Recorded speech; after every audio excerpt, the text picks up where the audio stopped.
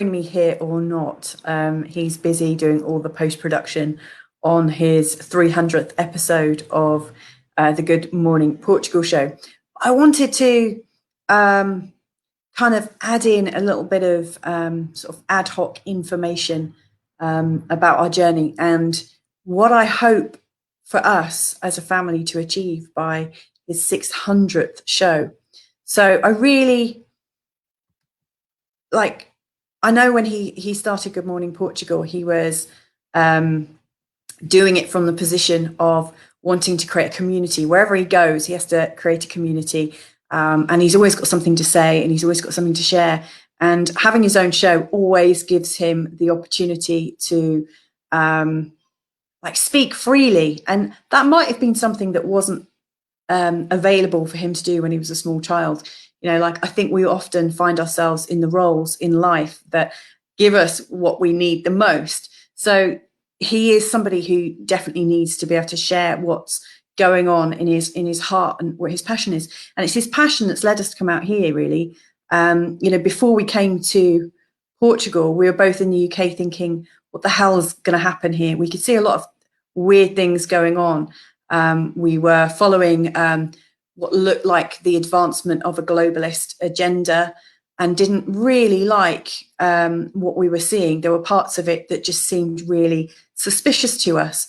And we were thinking, look, if we want to be able to live on the land and if we want freedom for our children, how are we going to do it? How are we going to live in such a way that we can be free, support our family without impoverishing ourselves? And so we thought, let's come to Portugal.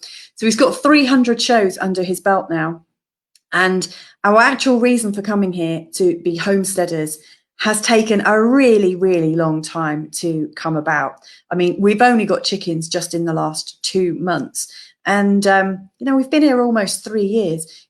Sure, we're growing our vegetables now and we are eating them, and that's lovely. But we haven't actually found the land that is really calling to us. So I'd like to propose that, by the time Carl's done another 300 shows, so what is that in like a year and a half? By the time he's done his next 300 broadcasts, I would like to think that our journey from living in an old hotel that is in need of renovation and that is slowly being renovated, I would like to think that our journey has gone from there to being on some land, some really dynamic land where we can actually do the things that we absolutely love to do, like creating soil. We're absolutely passionate about soil. I mean, soil has got everything in it. I mean, just a teaspoon of it has got more microbacteria and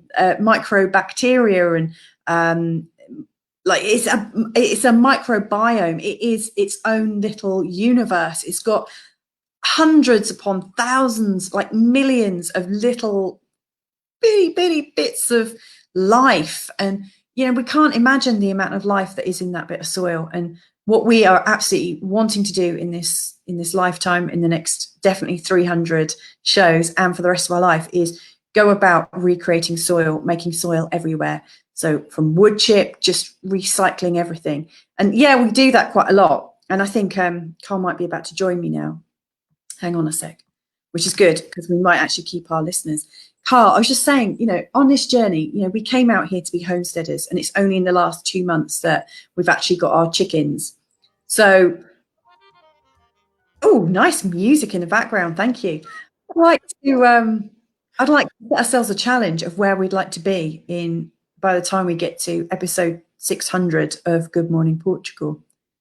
Because I don't want to be living in a hotel without actually doing the homesteading thing fully in the way that we want by episode 600. I want to think that by the time your 600 show comes along, 300 shows time, that we are absolutely knee deep in our own soil, that we are absolutely growing everything, that we've tested a new way of doing hydroponics or aquaponics, that we've got a pond, that all those things that we came out here for.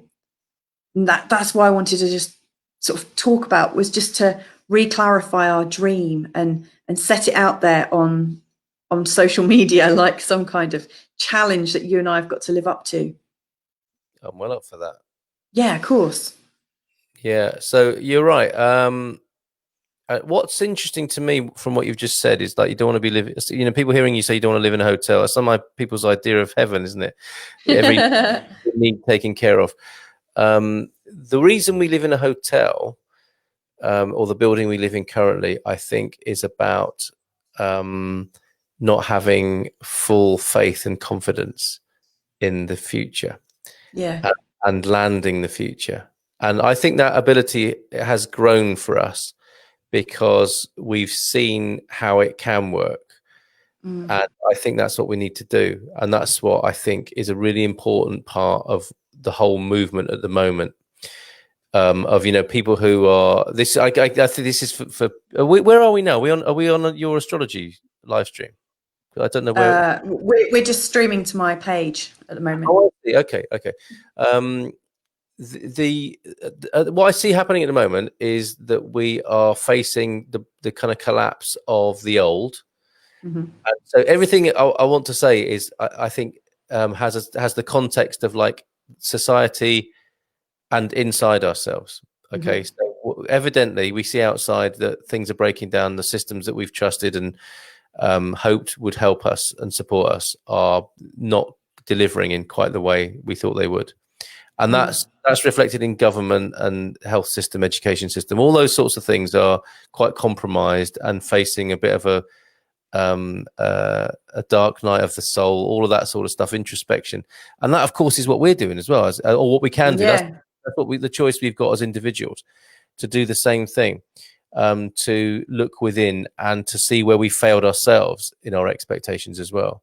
And so to try and bring that sort of back in a loop to what you actually asked me, I think that internal technology of visualizing, of co-creating, of creating the future, of being a, you know, a vortex creator, all these things that we've known about conceptually and dabbled in, the time has come to really immerse us. So knee deep in soil, Yeah. but knee deep in the first place in being healed and whole, knee deep in being proactive, creative, sovereign, and with faith in our own ability, because it's not our Mm. own ability. It's you know, universal intelligence, having faith in universal intelligence working for us through our individual experience. So it's not about us taking that for ourselves. You know, we've laughed about this before, haven't we? The secret, you know, how I want a car and manifest a car, and it was all very 80s almost, wasn't it? It was Mm. the equivalent of the 80s, the early days of manifestation and law of attraction, all that sort of stuff. And people understandably just wanted to fix their immediate problems and have loads of nice Yeah. stuff. And we're seeing that as well doesn't really help Yeah. for long. You know, and it does help because all everyone wants is relief, but the scale of relief and the scale of imagination was very limited. And so that's what you're asking me to do, isn't it? Is imagine the future.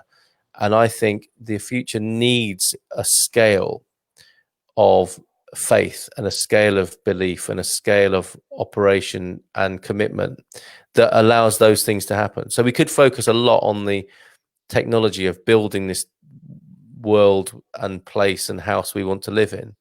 But as well as doing that, I think, you know, that does take place. That's the acceptable and understandable way of making things happen.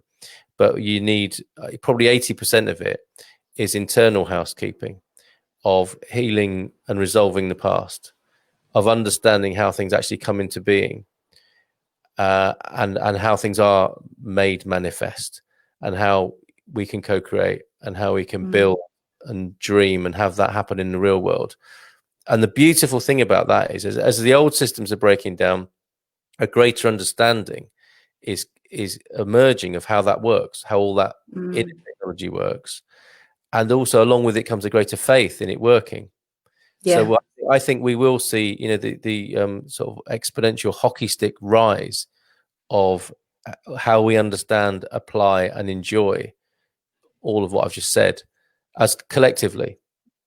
And it has to be collectively, doesn't it? It has to, you know, these things seem to move in clumps Mike Brodie, our net, I was talking to him on Wednesday, and he was talking about how people clump together. I think we need the clumps as well. We need to stop seeing this as an individual pursuit. We can only experience it individually because we are, an individual little perceptor. That's the nature of how we are. But we also need the clumps, and we need to be with people who help us reflect that back to us, that they're doing it, we're doing it. They're doing it slightly differently, but the basics are right. We've got this going on, haven't we? We've got friends who are on similar trajectories, and we need each other in that to sort of cross-reference and co-relate and co-create in a clump of taking this thing in the direction we'd like it to go. And that's not to say, I don't want it to be a world domination thing. I don't think this is ideological. I don't think it's the prescription, but I think it's the part of reality and perception that you live in most will be with other people doing the same thing. So it's not like I don't believe that anymore. I don't think we are in the business of creating a world for everybody. It's everyone's own responsibility to create their world. Yeah. And some will all coexist in the same world with each other, or so it would appear. But so it's like it's a very sort of permacultural worldview that you're describing there. Before you joined me, I was talking about my desire for us to create soil, and it's a mass of microorganisms all kind of coexisting together. Some of them clumping in places and them just finding their way. And that is it's not dissimilar to a really healthy garden. Like if you're looking at a forest garden, you've got these little guilds of plants. You've got areas where, some types of plants are existing. And, there's, they talk about edges, don't they, in permaculture, and that at the edges of things, of concepts, of plants, of planting, of land, around the edges, that's where the fun is, that's where the growth is, that's where the diversity is. What you're seeing for us as a family, when we hit 600 shows, in 300 shows time, how are we going to have found our clump, and how are we, what's your view for us, or your desire or dream for us to have achieved? I feel the need to say more about the inner stuff, and then I'll okay yeah. But you're absolutely right. I think it's inner permaculture, and I'm sure people have talked about this before. But how I would see inner permaculture are the zones of our internal landscape, of our mental landscape, and where they meet each other is where the action takes place, and that's how it is in permaculture, right? Where the boundaries meet, where the edges meet, the exciting place. And so, where the edge of my unresolved childhood issues meet my vision of the future is where the interesting stuff takes place, because that's where a breakdown might happen, or a point of anxiety or whatever. And then so we don't have to, but the best results in a permaculture project will be an equal attention to things, so that those zones are taken care of, and they, you understand why the zone near the house is important, and the zone to the edge is important because that's your fire protection, but the zone that right next to you is near the kitchen, and so everything in its place and everything appropriate. And that's how we have to be internally as well. And it's just in the same way that in permaculture, a weed is a plant in the wrong place. There aren't weeds. It's the same with thoughts, isn't it? An anxiety is a thought in the wrong place. So if I mean, a lot of us have a lot of weeding to do internally, don't we, of anxious thoughts. And if we can keep picking those thoughts, so you could try and, I mean, what we try and do, I suppose, what mindfulness and a lot of meditation and a lot of spiritual bypassing and approaches to calming the mind have actually been like putting DDT on our mental landscape. I love that. That's what people. That's so true. Yeah. Isn't it? I'm going to obliterate my inner anxiety with a kind of spiritual DDT called mindfulness or meditation or positive thinking. And a kinder approach, a permacultural approach, would be like, okay, so why do I keep having that thought? Why do I keep having that feeling in my body of anxiety in my belly? How about I scoop it up with my hands and place it somewhere else, like maybe in my heart? I'll plant it. I'll take it out of the gut zone where it's just like become a habit of, you know, the anxiety we developed every morning when we went to school or to work, and I'll lift it up with its soil. I won't pluck it out or set it on fire or pour herbicide on it. I'll lift the whole thing out and move it somewhere else where I can either look at it in my head zone, couldn't I? Let me examine that. Let me see where that's coming from rationally. Let me put it in my heart. Let me just say, it's okay. You know, you don't need to do that anymore. It's fine. Relax and be loving. And then plant all these different things that keep coming up, because they do, don't they? The mindfulness, spiritual bypassing, the spiritual DDT hasn't been working because you turn your back and they've all grown up again, or next morning you've still got that feeling in your gut. So we've got to plant the things that keep growing in the right place and get it in the right zone.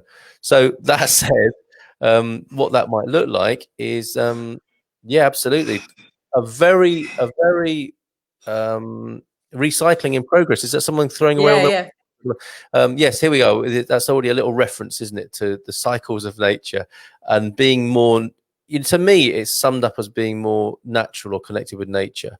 And we just know when that's happening or not. So it's good to be away from too much human busyness and stress and all that means, you know, like electrical cables and Wi-Fi soup. You know, I'm not a 5G conspiracy theorist, but I just, on a natural level, you know, it might be better to err on the side of not having a electro smog around you and have bird song and sunshine, breeze and pollen. Because it's not all fantastic. You know, there's things to be dealing with constantly. But yeah, more natural. I'm not being very specific, Emma, but that's the gist of it. You know, look, if it's going in the direction of being more natural, because I was saying on the live stream this morning, so many of the descriptions become political, don't they? About, you know, beating other people up with permacultural ideas, knowing the better way to live than someone else. I just think that even people who fall out about whether they're right or left wing, whether they're, you know, what color lives matter, even the people on the beach in Bournemouth yesterday. That was scary. Oh my God. Why were they there? What was uniting them? It was a need to be in nature, wasn't it? They were drawn to the sea. They were drawn to the atmosphere of the sea. They were drawn to being with other people. They were drawn to the sunshine and the breeze and the water. You know, that to me might be the most unifying and sort of oneness conscious approach we could take, is just to keep coming back to nature, and then it's less complicated. So yeah, more specifically then, so trees, a love of soil, a respect for soil, because I think it takes 100 years to produce a tiny little bit of soil and it can be destroyed in minutes. So we need to really understand soil. And if you take care of the soil, the plants, you know, so we don't focus on environment so much, do we? We're testing kids. We're trying to grow good plants, but we're not looking at the quality of school or the quality of soil. So that's the orientation is important as well, isn't it? It's like looking at how good the soil is, and then in many ways the plants will take care of themselves. Create an environment that's beautiful, and the children will grow up kind of taking care of themselves almost. You know, humans and plants, I think life stands the best chance in the best environments and circumstances. So that's what we got to do. We just got to keep moving towards more and more appropriate, loving, delightful settings, environments, atmospheres, backdrops. And you don't have to be too specific about that. That's the beauty of it, I think, as well. Like, lo and behold, if that's your aim, I think that's what will manifest around you. And the more specific you get, the more you kind of stop it coming to you as well. I think is another thing that you and I do, don't we? We've been brought up to be very rational and specific about things, because that's how you plan, that's how you get stuff, supposedly. But we know that that's not really working very well. What's more important is the atmosphere, the environment, the feeling that we're moving towards and creating. And in that, I think it's just easy for life to show up and perform and behave as it would naturally do. Beautiful. Thank you. So I agree. And yeah, what you said there has really highlighted my tendency to be really rational. In fact, you said I was rational just a couple of days ago, and I found it really hard to believe, because I think of myself as a kind of laid back, sort of slightly hippie-ish kind of dreamer. But yeah, my question in opening up this live space today was, where are we going to be in by your 600th show in 300 shows time? And what will we have achieved? And actually, I think you've nailed it. What we need to know is that we're going in the right direction and we've got the right feeling in place. So the right soil inside our bodies, get our internal soil right, the soil of our brains, the soil of the garden wherever we're living, the soil of the environment for our children to grow up in, and for our family to thrive in. And maybe outside of that, the soil of our local community that we get involved in. Yeah, and you kind of paraphrase it, or have I left something out? No, but and when you meet people, when you meet someone who knows their direction and is locked onto it, even though their life might look a little bit chaotic and not as you imagine a great life to be, but you know the quality of someone you meet who's locked on in terms of knowing how they want to feel, and they're kind of they're pre-imagining that, and that's in their heart. And we know that kind of person, and then we know the other person who is full of to-do lists and won't be happy until they get there. It's very different. It's very different experience being in the company of those two people. Yeah, and we are those two people, aren't we? At different times. But I know which one I'd rather practice, and whose company I'd rather be in of those two. And that's not to make the second guy wrong. It's just, how can we do this differently? How can it be more effective? How can it be more enjoyable? How can it be more loving? How can it be more fun? And I'm sure that rests with the with the person who is sat comfortably, sort of blissfully in their dreams, with a sense that they're moving towards them, because they get a sense of it now. They're living it now, even though it hasn't manifested around them. Whereas, people who are busting a gut and they won't be happy until they get there, which our world is full of, isn't it? That's the culture. That's the dominant culture. It's like you don't deserve to be happy until you've worked hard and nearly killed yourself.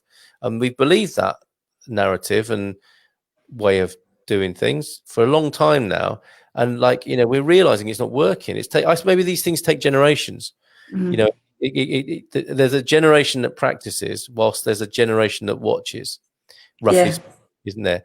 And the generation watching knows it's watching the fish in the tank, isn't it? And saying that's not working for those people.